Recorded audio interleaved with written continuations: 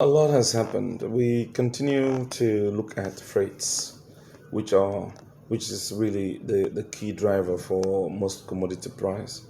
You may have heard the news on pricing across the region in Liberia, in Guinea, in Ghana, and you were seeing that the commodity prices are actually being driven up because of the increase in freights. If you check the Baltic index, you realize that there's been a steep jump in freight charges across regions, particularly in West Africa.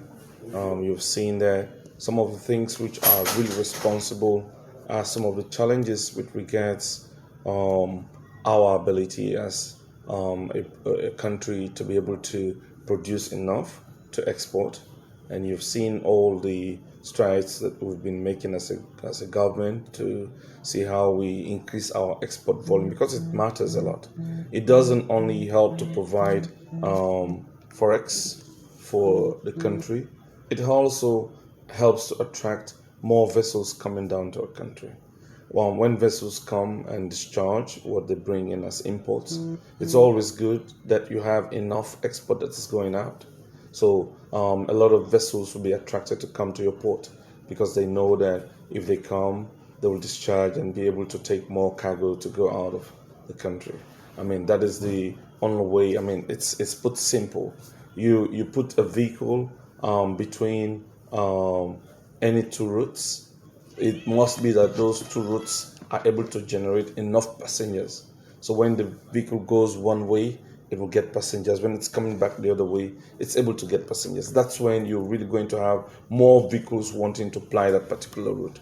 But if a vehicle goes in one route and cannot get enough passengers to come back, you will see that it's either they're going to charge the one set of passengers that are going a lot to cover for the return trip when they're not going to have enough passengers, or you're not going to have vehicles at all, or you may have challenges of vehicles actually plying that route. So this is really what is happening with the freights, and you realize that across the globe there is so much competition for logistics. You have certain areas of the world that are very, very active now. You go to the Middle East, you go to countries where you have movement of huge consignment of commodities moving on both ends. You see that because of that kind of situation, West Africa here that has very little volumes coming in, it's only now that we've started even working with our importers so that they can come together and do cluster imports. I mean, somebody would want to buy maybe 10,000 metric tons of cement, somebody else wanting to buy maybe 6,000 metric tons. So all of them will come together and be able to hire a whole vessel to come down to West Africa. I think through that way, we'll be able to see how we'll attract some of the vessels. But I mean, I tell you, under these circumstances, COVID has hampered a number of things. And also the global climate change impact. I mean, the vessels emit a lot of CO2, and there is a new restriction, a new condition for vessels coming down to I mean, plying the routes. So if your vessel emits a lot of CO2 and other noxious gases, I mean, it may be taken out to go and be fitted and be ready to or meet the requirements, the minimum requirements for emission of CO2. So all of those things put together are actually some of the causes for the imbalances we are having on the global logistics chain. As it is now, we have enough products in the country. We have enough rice. We have enough cement. We have enough of some other essential commodities.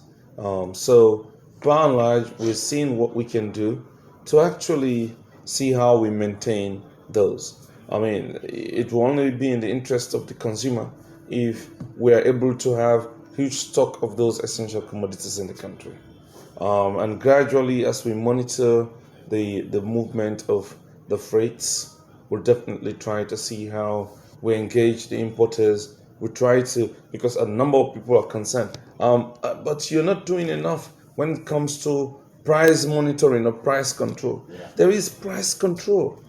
I mean, what we're trying to do is work with the importers, with the local manufacturers to look at costs of inputs into what they do. I mean, whether you to bring in rice, how much does it cost to when you're buying the rice? What is the cost for the freight? What's the cost for the insurance? How much do you pay at water key, for instance, for port handling charges? Of course, we know that rice does not have duty or GST, but for other commodities like cement, for sugar, all of those have duties, and you also pay GST. So we have to check all those costs and then try to see how we determine a certain margin. I tell you, importers are going through a lot.